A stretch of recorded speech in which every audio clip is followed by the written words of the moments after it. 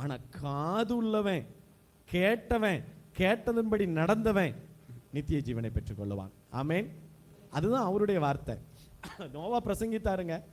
எத்தனை வருஷம் பிரசங்கித்தாரு? பேலை செஞ்சு வச்சுட்டு 100 வருஷம் பிரசங்கித்தாரு. எத்தனை பேர் கேட்டுட்டான் சொல்லுங்க? எத்தனை பேர் கேட்டான்? ஒரு நல்ல மனைவி, நல்ல பிள்ளைகள் 3 மனைவிகள். அந்த மனைவியும் நீ ஒரு கிறுக்க மாதிரி பேலையில யாருதா, உன் பேச்சை காட்டு நான் பின்னாடி வரவா, ஏன் தாய் தகப்பனை விட்டுட்டு வரமாட்டேன்னு அந்த 3 பேரும் போகல. 3 பேரும் போகல.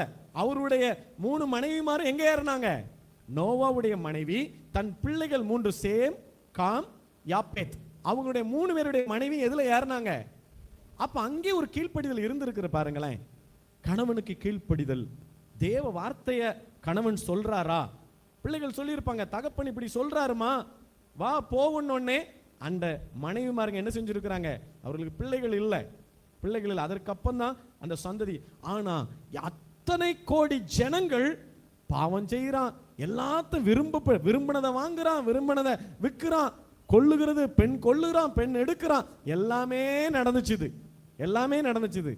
ஆனா இவர்கள் தனித்து வாசம் பண்ணுகிறவர்களாய் அந்த பேழைக்குள் வாசம் பண்ணாங்க.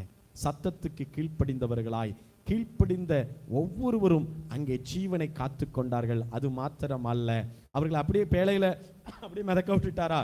அவர்கள் மூலம் தான் அடுத்து என்ன செய்யுது?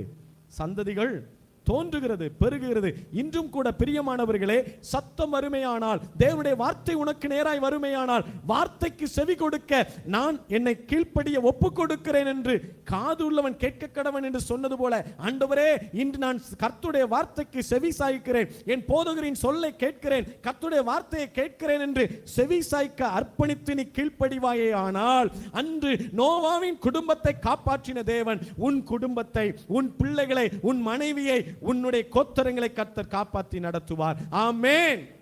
அது எத்தனை பெரிய அழிவாய் இருக்கலாம். நீரூற்றுகள் பொங்கலாம், கடலின் ஆழங்களில் நீரூற்றுகள் பெருகினது, மிருக ஜீவன்கள் எல்லாம் மண்டு போச்சுது, மனிதர்கள் கோடி கோடி ஜனங்கள் அழிந்தார்கள்.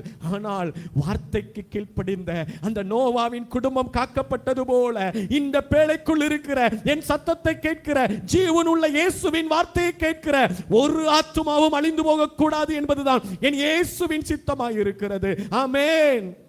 ஹல்லேலூயா. ஒருவராயிலும் இந்த பேழையை இழந்துராதீங்க.